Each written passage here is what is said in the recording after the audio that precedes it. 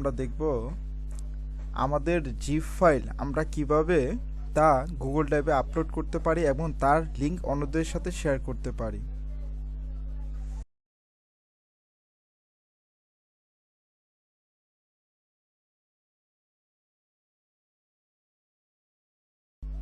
আমরা একটি browser open করি, আমাদের গুগল ড্রাইভে চলে যাই।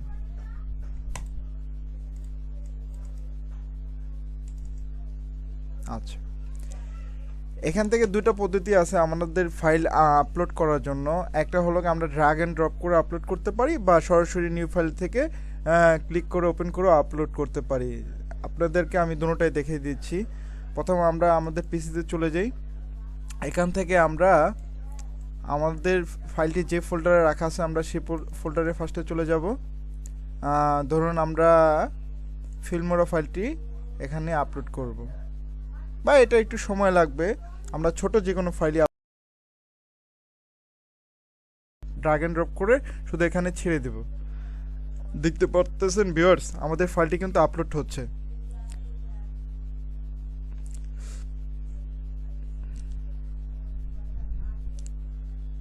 আমাদের ফাইলটি কিন্তু আপলোড কমপ্লিট। এখন আমরা যদি এটার মধ্যে আমরা রাইট বাটন ক্লিক করে শেয়ার অপশনে ক্লিক করি,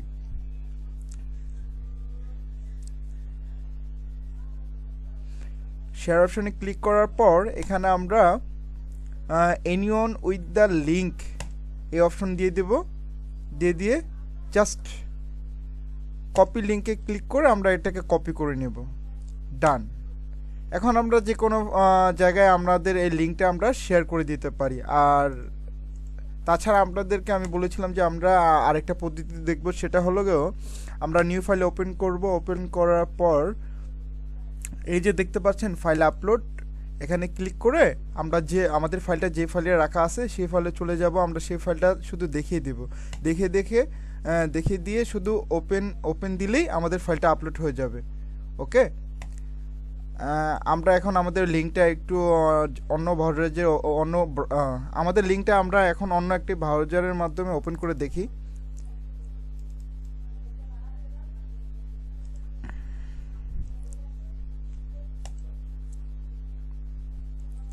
আমাদের লিঙ্কটা আমরা এখন ওপেন করে দেখি।